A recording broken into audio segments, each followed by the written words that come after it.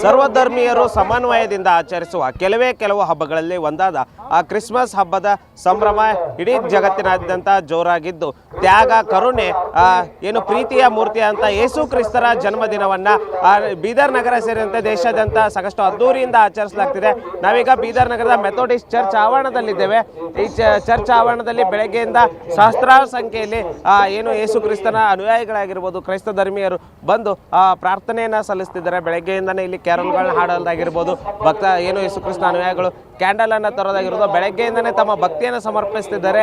ತ್ಯಾಗ, ಕರುಣೆ, ಏನೋ ಪ್ರೀತಿಯ ಸಾಕಾರ ಮೂರ್ತಿ ಅಂತ ಯೇಸು ಕ್ರಿಸ್ತರ ಜನ್ಮದಿನದ ಸ್ಮರಣಾರ್ಥವಾಗಿ ಆಚರಿಸುವ ಈ ಕ್ರಿಸ್ಮಸ್ ಹಬ್ಬದ ಸಂಭ್ರಮ ಬೀದರ್ನಲ್ಲಿ ಜೋರಾಗಿರೋದು ನೀವು ನೋಡ್ತಿರ್ಬೋದು. ದೃಶ್ಯಾವಳಿಗಳಲ್ಲಿ ಪ್ರತಿಯೊಂದು ಕುಟುಂಬ ಸದಸ್ಯರು ಹೆಚ್ಚಿನ ಸಂಖ್ಯೆಯಲ್ಲಿ ಬಂದು ಏನು ಈ ಕ್ರಿಸ್ಮಸ್ ಹಬ್ಬವನ್ನ ಸಾಕಷ್ಟು ಅದ್ದೂರಿಯಿಂದ ಆಚರಿಸ್ತಾ ಇದ್ದಾರೆ. ನೋಡ್ತಿರ್ಬೋದು, ಚಿಕ್ಕ ಮಕ್ಕಳು ಸಾಕಷ್ಟು ಅದ್ದೂರಿಯಾಗಿ ರೆಡಿಯಾಗಿ ಬಂದಿದ್ದಾರೆ. ನಾವೀಗ ಮಾತಾಡಿಸ್ತಾ ಹೋಗ್ತೀನಿ, ಇಲ್ಲಿ ಸೇರಿದಂತ ಜನಗಳನ್ನ ಮಾತಾಡಿಸ್ತೀನಿ ಯಾವ ರೀತಿ ಹಬ್ಬದ ಸಂಭ್ರಮ ಇದೆ ಅಂತ. ಸರ್, ಇವತ್ತು ಕ್ರಿಸ್ಮಸ್ ಹಬ್ಬದ ಸಂಭ್ರಮ ಸಾಕಷ್ಟು ಜೋರಾಗಿದೆ, ಏನು ಹೇಳ್ತೀರಿ? ಎಲ್ರಿಗೂ ಕ್ರಿಸ್ತ ಜಯಂತಿ ಶುಭಾಶಯಗಳು. ಇವತ್ತು ಭಾಳ ವಿಜೃಂಭಣೆಯಿಂದ ನಾವು ಕ್ರಿಸ್ತ ಜಯಂತಿಯನ್ನು ಆಚರಿಸ್ತಾ ಇದ್ದೇವೆ. ಬೀದರ್ ಜಿಲ್ಲೆಯಲ್ಲಿ ಇವತ್ತು ಭಾಳ ಸಂತಸದ ವಾತಾವರಣ ಇದೆ.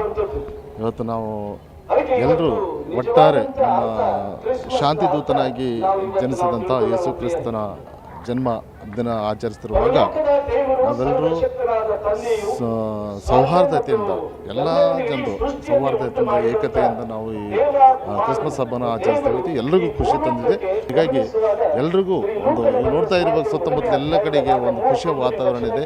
ಎಲ್ಲ ಜನರು, ಅಣ್ಣ ತಮ್ಮಂದರು, ಎಲ್ಲರೂ ಅಕ್ಕ ತಂಗಿರಲ್ಲಂತೆ ಎಲ್ಲರೂ ಸೇರಿಕೊಂಡು ಸೌಹಾರ್ದತೆಯಿಂದ ಈ ಹಬ್ಬವನ್ನು ಆಚರಿಸ್ತಾ ಇದ್ದೇವೆ ಅಂತ ನಾನು ಹೇಳಕ್ಕೆ ಇಷ್ಟಪಡ್ತೀನಿ. ಅದೇ ರೀತಿಯಲ್ಲಿ ಇನ್ನೊಬ್ರು ಇದ್ದಾರೆ, ಮಾತಾಡ್ತಾ ಹೋಗ್ತೀನಿ. ಸರ್, ಯೇಸು ಕ್ರಿಸ್ತರ ಜನ್ಮದಿನ ಆಚರಿಸ್ತಿದ್ರಿ, ಹೇಗೆ ಅನ್ನಿಸ್ತಿದೆ ಈ ಕಾರ್ಯಕ್ರಮ? ಇಷ್ಟು ಸಂಭ್ರಮದಿಂದ ದೇಶಾದ್ಯಂತ ಆಚರಿಸಿ ಏನು ಹೇಳ್ತೀರಿ? ತುಂಬ ಸಂತೋಷ ಸರ್.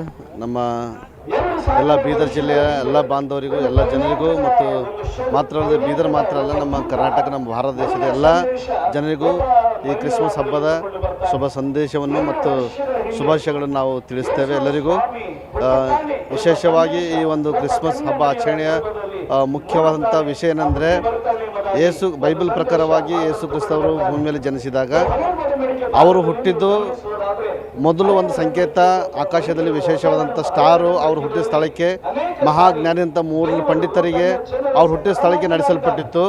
ಸೊ ಆ 3 ಮಹಾಜ್ಞಾನಿಗಳು ಅವರು 3 ವಿಧವಂಥ ಕಾಣಿಕೆಯನ್ನು ಅರ್ಪಿಸುವ ಮೂಲಕವಾಗಿ ಅವರು ಈತನು ದೇವಾದಿ ದೇವನು, ಈತನು ರಾಜ್ಯದ ರಾಜ್ಯನು, ಈತನು ರಕ್ಷಕನು, ಮಾನವರ ಕುಲಕಟ್ಟಿಗೆ ಪಾಪದ ವಿಮೋಚನೆ ಮಾಡುವಂಥ ರಕ್ಷಕನು ಎಂಬುದಾಗಿ ಅವರು 3 ಬಹುಮಾನಗಳಿಂದ ಅವರು ಸಮರ್ಪಣೆ ಮಾಡಿ ಆರಾಧನೆ ಮಾಡಿದರು.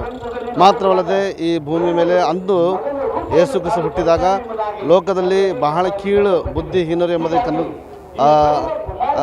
ಅಂದುಕೊಂಡಿರುವಂಥ ಜನರಂದರೆ ಈ ಕುರುಬರು. ಈ ಕುರುಬರಿಗೂ ಕೂಡ ದೈವತರ ಮೂಲಕ ಅವರು ಇರುವ ಸ್ಥಳದಲ್ಲಿ ನಿಮಗೋಸ್ಕರ ಒಬ್ಬ ರಕ್ಷಕನು ಹುಟ್ಟಿದ್ದಾನೆ, ನೀವು ಭಯಪಡಬೇಡಿರಿ ಎಂಬುದಾಗಿ ಅವರಿಗೆ ಸಂದೇಶ ಸಿಕ್ಕಿತ್ತು.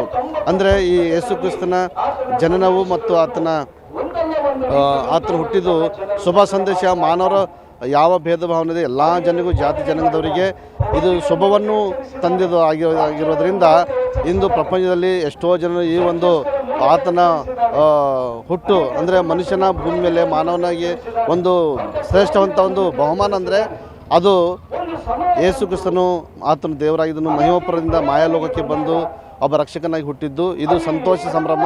ಇಂದು ಎಲ್ಲ ಜನರು ಸೆಲೆಬ್ರೇಷನ್ ಮಾಡುವಂಥ ಒಂದು ಹಬ್ಬ ಆಗಿದೆ.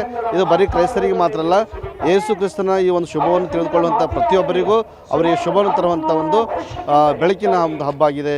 ಇದು ಎಲ್ಲರಿಗೂ ಶುಭ ಉಂಟಾಗಲಿ, ಎಲ್ಲರಿಗೂ ದೇವರ ಆಶೀರ್ವಾದ ಮಾಡಲಿ ಎಂಬುದಾಗಿ ನಾವು ಹಾರೈಸ್ತೇವೆ ಮತ್ತು ಈ ಒಂದು ಕ್ರಿಸ್ಮಸ್ಸನ್ನು ನಾವು ಆಚರಣೆ ಮಾಡ್ತೇವೆ.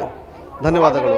ಇದಿಷ್ಟು ಇಲ್ಲಿನ ಜನರ ಮಾತಾಗಿತ್ತು. ಕತ್ತಲೆಯಲ್ಲಿದ್ದ ಸಮಾಜಕ್ಕೆ ಬೆಳಕಾಗಿ ಬಂದಂಥ ಯೇಸು ಕ್ರಿಸ್ತನ ಜನ್ಮದಿನವನ್ನು ನಮ್ಮ ಬೀದರ್ ನಗರದಲ್ಲಿ ಸಾಕಷ್ಟು ಸಂಭ್ರಮದಿಂದ ಸರ್ವಧರ್ಮೀಯರು ಆಚರಿಸ್ತಿದ್ದೀವಿ ಅಂತ ಹೇಳ್ತಾ ಇದ್ದಾರೆ. ಕ್ಯಾಮ್ರಾಮ್ಯಾನ್ ಸಂತೋಷ್ ಜೊತೆ ದೇವರಾಜ್ ಹೊನ್ಗೆರೆ, ಉತ್ತರ ಕರ್ನಾಟಕ ನ್ಯೂಸ್, ಬೀದರ್.